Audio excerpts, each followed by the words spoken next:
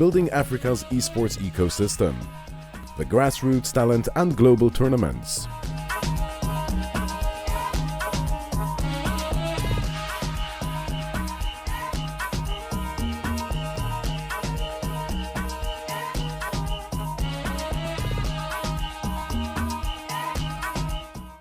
Good morning, everyone, or good afternoon, everyone.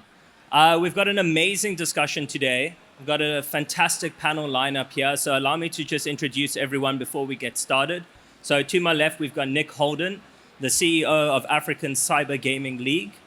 Next to him, we've got Claude Toit, he's the head of growth for Basha Esports. And next to him, we've got Lawson, Sportsbook manager for Xtended Gaming. So I want to welcome everyone to this panel discussion on building Africa's esports ecosystem from grassroots talent to global tournaments. Africa's esports scene is growing rapidly. We do face unique challenges in developing esports throughout Africa, especially when it comes to developing grassroots talents, bridging the gap to global competition, and ensuring that there is sustainable investment within the industry. I believe that together we'll be able to unpack this discussion today. So without any further delay, I'm going to open up the discussion where we discuss Africa's esports landscape and where we are versus where we're going. So Nick, if you can kick this off and just give us a quick overview on Africa's esports scene today. Where do we stand right now in terms of talent, investment, and the structure compared to other regions? Thank you so much, Gali, for having me here today. And when it comes down to essentially South African esports or African esports as a whole, we're still very much on the developmental side of things, naturally. I think our biggest hindrance has been very much infrastructure. But what we're seeing is more connectivity through the regions at the moment in terms of the main core player base from an African perspective has been between Egypt and South Africa in the past. But we've seen Nigeria really step into the esports scene on a massive level, especially on the mobile gaming side. Kenya has also been a huge entrant in terms of the space and also proving their worth in terms of their competitive players. Across the industry, we do have some breakthrough stars in terms of the spaces. We saw from Goliath Gaming, Jabim actually fighting at the Capcom Cup for around about $1.2 million this past weekend. Unfortunately, not being able to make out the group stages, but representing and actually had the best player of the tournament in his group stage as well. And then when it comes down to some South African players, we even have our EAFC players also represented on the top 27 of the international leaderboard for EAFC. So as you can see, we have some breakthrough stars. But I think in terms of a structural perspective, that's what we're working ultimately on our side of things, is how do we build the structures from both the school, university, and then further than that, the public sector. So is that what you would say would be the biggest hurdle is now, that preventing African esports as an industry to scale up? Yeah, so I call these the North Star opportunities. I think that's the big thing that has been preventing, is we've been largely left out of the international conversation. So when it comes down to our players or any kind of announcement that's made from a game publisher, is you'll usually find that South Africa or Africa gets left out completely in that scene. So our role is actually to look internally and how do we build those structures. So rather than looking for the external help, we're trying to be able to resolve that by how do we basically produce more structural from a scholastic perspective. That's why also we're seeing a huge growth in terms of the scholastic side. I think there's over 200 schools signed up to the leagues across the board now as well. So that's going to become a groundswell going forward, hopefully, for the years to come. So you'll be seeing more South African as well as African players across the board. Brilliant. Thank you, Nick. Claude, you're one of the marketing experts on the panel.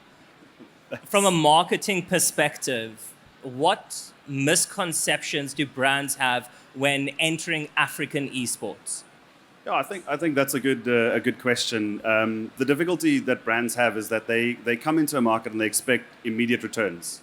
So they'll put the investment into streamers or talent or sports teams or whatever the case might be, and they'll run a campaign for 2, 3, 4, 5 months, and when nothing materializes, they pull their sponsorships out or they pull their investments out. And what that leads to is this very I guess cannibalistic system where all the teams have been sponsored by so many different brands, but there's not been really many good sponsorships.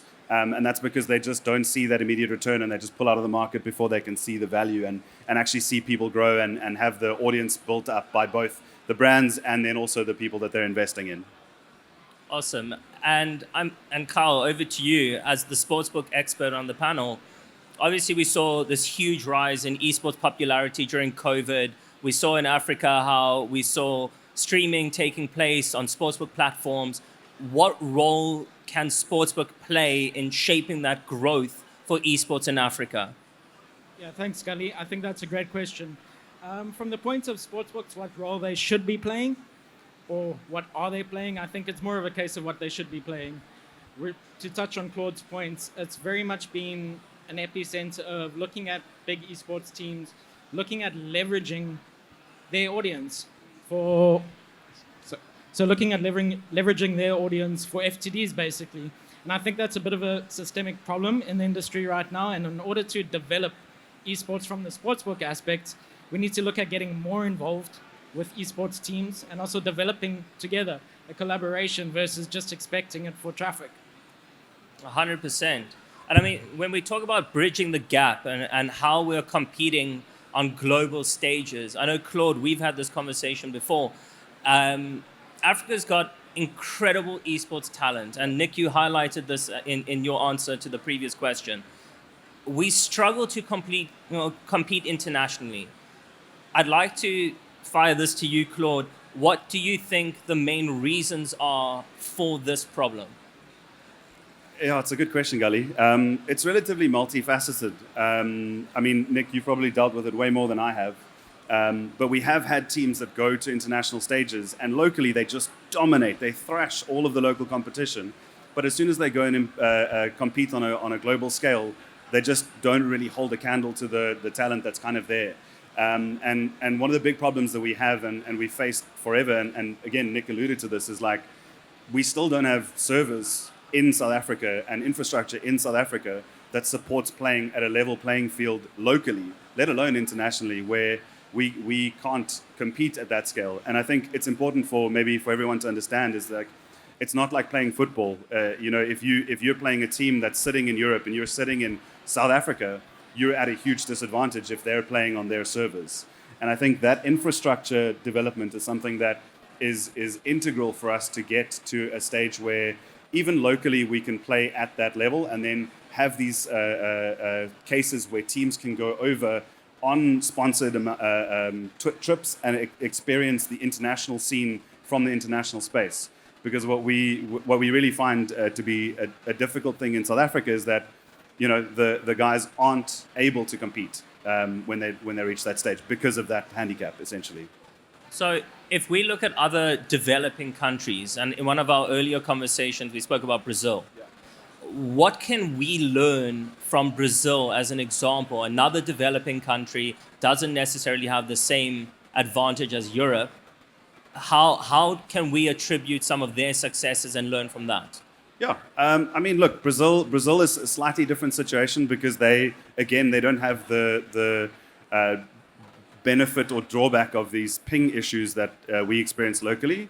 But what happened in Brazil is that, and I mean, everyone's mentioned it so far, is collaboration as opposed to investment or sponsorship. Is brands went into Brazil. There were a lot of really, really good talent in Brazil that were doing some really cool content. They were really making some engaging, plays, and the teams were really good. And what brands did is they collaborated with these organizations, these individuals, these people. And instead of focusing on, oh, cool, let's go into a market and try and extract as much financial value, they went into a market and they're like, how can we help build the local scene? And even though there were these sort of ping issues and developmental issues and the same kind of things that we experience in South Africa, because it's a very similar scene. We have charismatic people in South Africa. We have, people who play incredibly well. But the big issue is that when brands come here, they're just like, oh, cool, we're going to jump out because we're not seeing that return. And I'm coming back to that because it's really important to understand collaboration is not the same as investment or sponsorship. Collaboration really is a brand understanding, cool, we're going to leverage an individual to push ourselves forward and build a long-lasting relationship. And that's when you start to see value much later on in the collaboration. Nick, from your side, you've obviously got a vast amount of experience when it comes to tackling these barriers firsthand. Is there anything that you would add on to what Claude shared?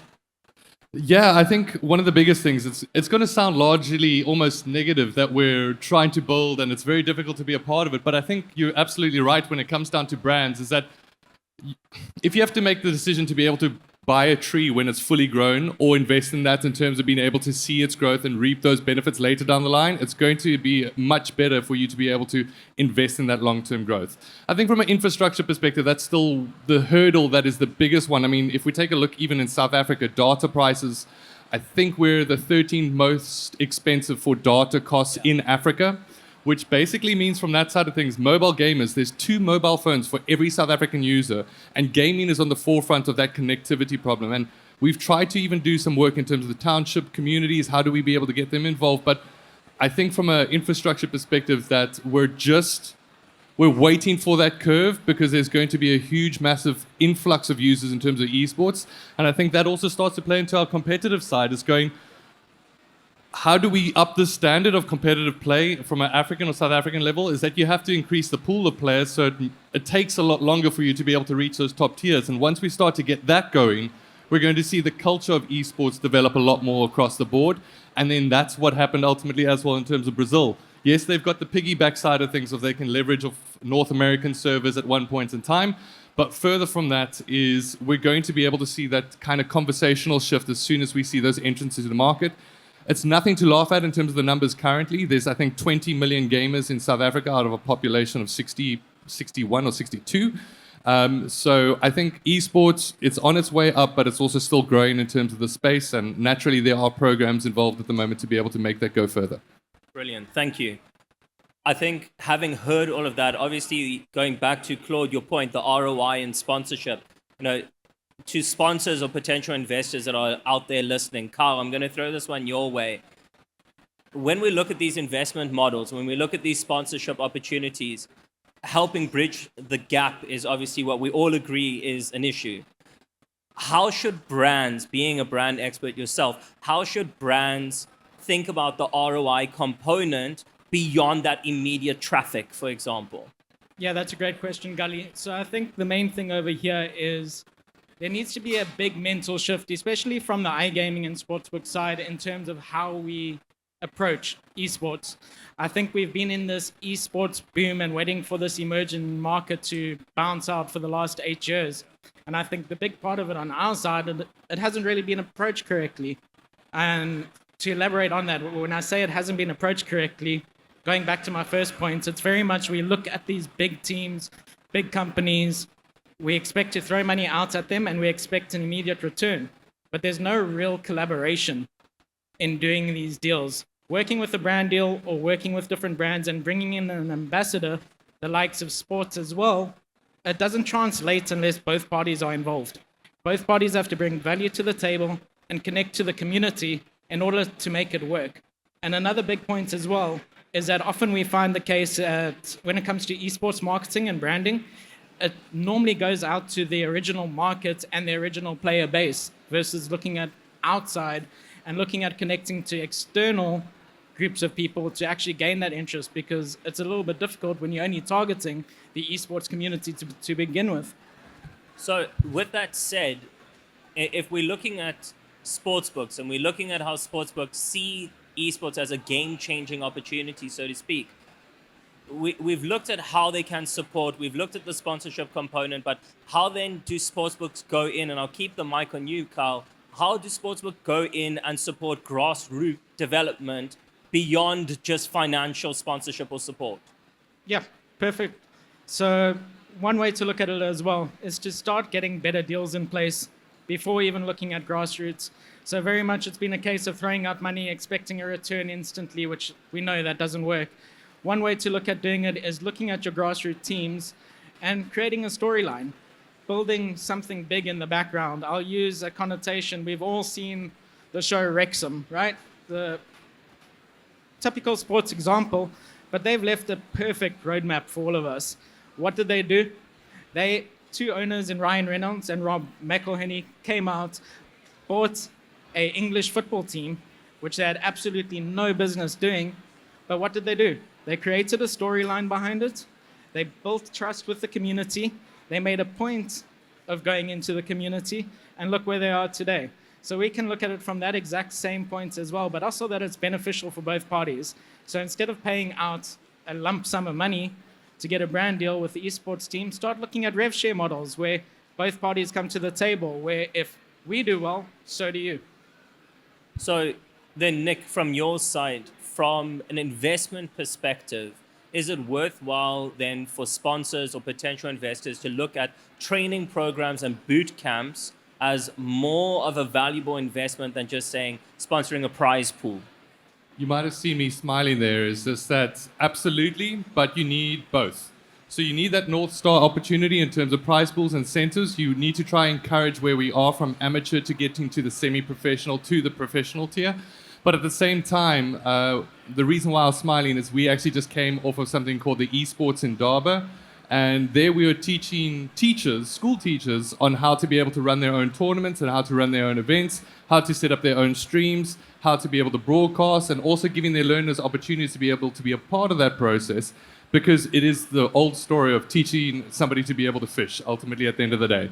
And that's what we strongly believe in, is that we've learned these tool sets over the years, and I think ultimately it needs to go a bit further than that. How can we teach the rest of Africa? How do we grow this space? How do we encourage that learnership, leadership, and community activations to start to develop a little bit more? Because that's so much more powerful than just dumping everything into one prize pool and then hoping that the next thing you're going to get some magic branding that's going to translate. Perfect. So I'm going to ask one more question, Claude, your way, before we move to final thoughts. From the marketing perspective, again, having heard everything that we've discussed so far, in your opinion, what makes a strong and sustainable brand as a collaboration in esports? Yeah, I mean, I think everyone said the same thing, right? It is just about collaboration. So find out who you're dealing with, right? So if you're wanting to look at talent in the market, or if you're an operator that's looking to enter into a specific space in the esports world, so like, cool, you guys love League of Legends, you want to find the best League of Legends players, go and talk to the guys who are on the scene. Like Nick will know, you know, there are people who are really, really good at creating content, and then there are people who are really good at playing the games. And those are not necessarily always the same thing. And I think the thing from the brand side that we should really try and focus on is look at, cool, identify those moments to build stories from, and then from those stories build out narratives, and from those narratives then link that back to brand. Because at the end of the day, like it's almost like sports, right? You can have a drink sponsor to a sports team, but if you do no activations, you're never going to get any traction. You're just a brand exposure at that point, as opposed to a brand collaboration. And I think, like, just to sort of like finish off the point is like, esports professionals are not necessarily business professionals, and I think that's an incredibly important thing to understand. They're gamers. They want to play games. They don't want to sit there with contracts. They don't want to sit there with, oh, what are my deliverables? And it's up to a brand to understand those challenges and come in with the right support to be able to use those influencers and content creators through the right channels, as opposed to just going, oh, these guys don't know how to do business. They don't understand finance, because they don't. They do just like playing games. So I think that's a really, really important point to understand. So to end off this panel, and thank you for the points and the answers, everyone. My final question for each of you, and we'll start with your side, Kyle. What is the one key thing that needs to happen in African esports as an industry to reach our full potential? Yeah, I think the one thing, and I think it might get across the board here, is infrastructure. When it comes to building it out, better ISP providers, better people around to support the growth as well. And when it comes down to it, I think one thing that we haven't really mentioned is, to get it to really boom, we need investment without the expectation of return on investment. Claude. Yeah, I think it's really quite simple. Is find the people where they are, and then grow those communities. Like I think everyone was saying, is esports people are in esports already. They know esports, they follow the scene, but their friends and those friends and their family don't understand. Like if I say to my mom, oh, I'm going to be in esports, she's like, oh, that's not a real career. And that's the sentiment, you know? So I think changing that perception as we go along is really, really critical. Brilliant. Nick. Yeah, so naturally, I think patience is probably a quality that's required in terms of the space, but there's so much reward in that. I can say as a person that tried to go professional in esports and then started hosting tournaments on that side, is that we just wanted to host tournaments initially, but we've been opened up to a world where now we're a PC partner, we're bringing in hardware, we're helping schools develop their education as well as schooling programs. We're enlightening the community a little bit in terms of like how even, I mean, I would not be able to do this today if it wasn't for gaming. I did a lot of shoutcasting. Does anybody know what shoutcasting is? So that's game commentary. So that wouldn't be possible without me wanting to stream games and highlight our tournaments. And I think that's the big thing here, is that patience will give you reward in terms of how much the space is growing, but also the culture of what is growing here. And I think that's what's exciting. And the earlier you can tap into that culture from a brand's perspective, the more that you'll be able to be seen as the one that grew or took esports to its next destination. So yeah. And I'll add my last 2 cents to that before we wrap up. Coming from a consulting background and working with investors and working with operators, the reality is, as an investor, from the investment standpoint, what's the one thing that needs to happen? You need to bring in the experts to the table to support that investment. A lot of investors go in with the mindset that it's my money, my rules, my direction, but they're not the experts either. They're just the financiers. The reality is, open up the table, open the conversation to experts to support that investment, to help guide your direction, to build that roadmap together. Asking for external help that's not necessarily a part of the esports organization that you're investing in can really support that investment long term and help guide you to success, in addition to the esports program, tournament, prize, whatever that you're investing in. So on that note, I'd like to thank firstly the audience for your time and your attention. To my panelists, thank you very much for the answers. Have a fantastic Sigma, everybody, and enjoy the conference. Cool. Thanks, everyone.